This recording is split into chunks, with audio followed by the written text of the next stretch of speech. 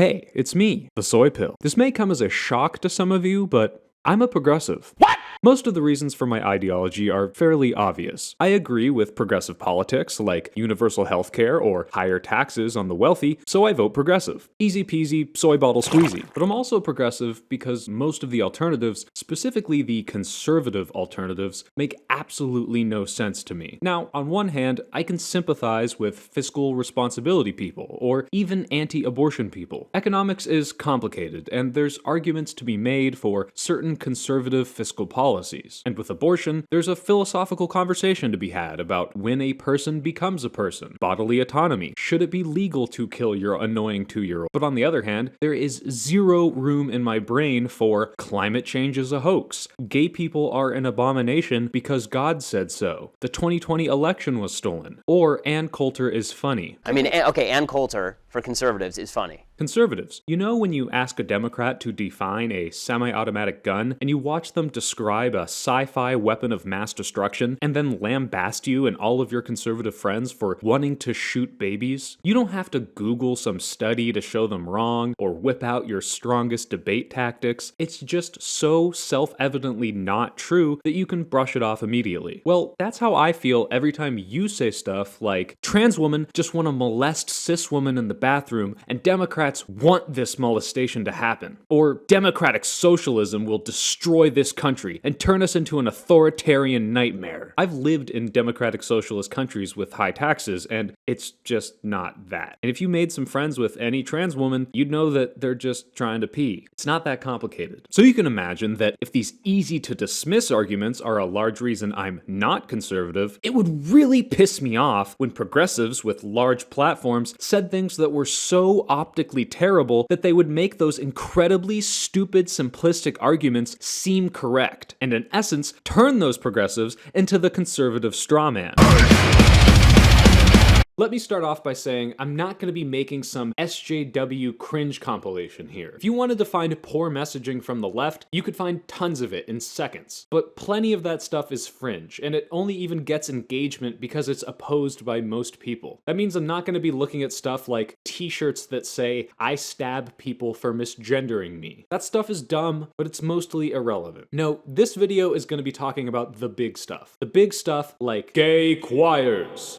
Many of the anti-LGBT folks claim that being gay is a sinful choice, and that the gays are created by grooming and pedophilia. Now, of course we know that conversion therapy never really works, and that most gay people are created by watching Tim Curry in Rocky Horror. But the San Francisco Gay Man's Chorus decided that the gays were not nearly scary enough to these people, and made this. We'll convert your children. Happens bit by bit, quietly and subtly, and you will barely notice it. We're coming for them.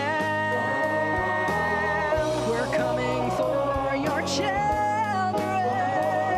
Now, before you grab your pitchfork, you have to understand that this song is satirical. Looking at the lyrics, you'll see that they're clearly playing on the trope of gay people coming for your children, but are actually subverting it. They say that we'll convert your children, we'll make them tolerant and fair. We'll convert your children and make an ally of you yet. We'll convert your children. Someone's gotta teach them not to hate. It's kind of like those old memes with the respectful black businessman that subvert your racist expectations. They're not saying that we're making your kids gay, they're saying that the gay agenda is to make people accept them for who they are. And here's why that's fucking stupid. Number one, they assumed that conservatives could understand basic satire. If you've ever seen an article from the Babylon Bee, aka the Conservative Onion, you know that these people are incapable of writing satire. Haha, guys, check it out. Justice Sotomayor is so dumb that she put the gavel in her nose. Satire. High-profile conservatives like Jordan Peterson or the governor of Texas will obliviously share and comment on articles from the Dunning-Kruger Times as if they were real. That is the satire site named specifically after the phenomenon where stupid people think they're smarter than they actually are. But don't worry, when they hear you say, "We'll convert your children," while you creepily tilt your head head with a soulless, dead-eyed smile, they're totally gonna understand that you're joking. And even if they do understand the subversive joke you're making, most of these people are gonna be bad faith and use it against you. Cause newsflash, second problem, anti-gay bigots don't want their kids to accept gay people either. So joke understanding or not, conservatives are gonna use your stupid song as anti-gay propaganda. This was paraded around the whole right-wing media circuit as proof that the gays were finally saying the quiet part out loud. And to this day, I see it used to vilify the LGBT community. The farthest right people got to dig their feet in and hate gay people even more. And the useful idiots who may have otherwise been accepting of gay people now think that the people shouting groomer all the time have some legitimacy. And worst of all, I had to spend time defending you morons against the stupidest people alive because I have listening comprehension and they don't. Real quick, I do have to address that there were a bunch of allegations that people from this chorus were convicted sex offenders. But the best evidence I could find were similar looking photos or names with no real concrete proof. But if it is true, that's pretty gross and just one more reason not to make a song about coming for people's kids. Like, maybe if you're gonna make some satire mocking conservative fears, at least don't look in the camera and in the face of all the hate and bigotry and crazy conspiracy theories about gay people, say, you're correct. But you're just frightened. You think that we'll corrupt your kids if our agenda goes unchecked. Funny, just this once, you're correct. Can you even imagine what the right-wing version of this would look like? Well, if you think I like shooting kids, you're darn tootin'. I'll shoot your kids at school and I'll shoot them on the floor. I'll shoot your kids for cheap and fast at Jimbo's camera store. Yeehaw! You're in Jimbo's collection now. Alright, now for something less gay. Trans woman in sports. Republicans want to ban them all. Progressives want to accept them. Truly the important debate of our century regarding the 12 trans athletes that exist. The main reason people are opposed is that sports are sex segregated due to the average biological advantages that men have over women. Testosterone levels, bone density, height, testicles, etc. So if you were on the side of letting trans women into women's sports, you'd either have to have a very nuanced position about sports categories with consideration on restructuring sex segregation to be more trans inclusive, or some really good scientific studies that show that trans hormone treatments level out certain advantages that trans women would otherwise have. Or if you really wanted to trigger me, you could just say the conservative strawman position, aka trans woman or woman, ignore the science, you bigot. I don't give a shit about the scientific explanations. People, if they identify as a woman, get to compete in sports. If that's not fair in the short term for a variety of little competitions, I don't give a shit. I don't give a shit. Because the societal interest of including trans people in society trumps stupid competition. Full stop. So I'm right about this, you're wrong about this. Now, ultimately, Emma's take here is based. Sports are dumb, anyone who cares about them is dumb, and God bless trans women for trying to make women's sports more interesting. But seriously, the messaging is the worst possible thing you can say if you want to fight for trans inclusion. Because for all intents and purposes, Emma has literally become the Ben Shapiro feelings over facts straw man. And I don't know about you, but I prefer when my opponents openly reject scientific data. This is yet another reminder that science is mostly fake. For years, conservatives have done this with climate change, and it makes it really easy to win people to your side when your biggest detractors say science doesn't matter and climate change isn't a thing because it's snowing outside. In case we have forgotten, because we keep hearing that 2014 has been the warmest year on record, I asked the chair, you know what this is?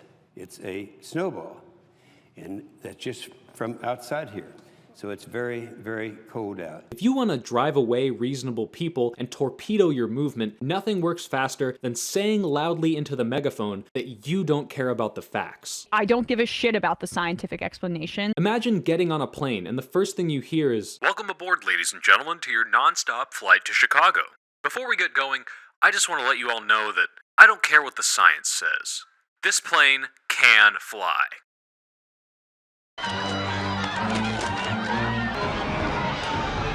What's even worse is, I don't even think Emma truly believes what she's saying. If it was a verifiable fact that being in a 5-meter vicinity of a trans athlete caused the cis woman's heads to explode, there is no chance that Emma would say the same thing, because there would be demonstrable, catastrophic harm to including trans women in women's sports. Now, obviously, nothing that absurd is happening, but even for Emma, there must exist some line where the hypothetical harm would outweigh the benefits of inclusion. People across the political spectrum hate unfairness, and even progressives would perceive some degree of unfairness if they saw increasing rates of sports injuries caused by trans women, or trans women vastly outperforming cis women. Trans women and girls are women and girls. They get to participate in women's sports and girls' sports. That's the bottom line.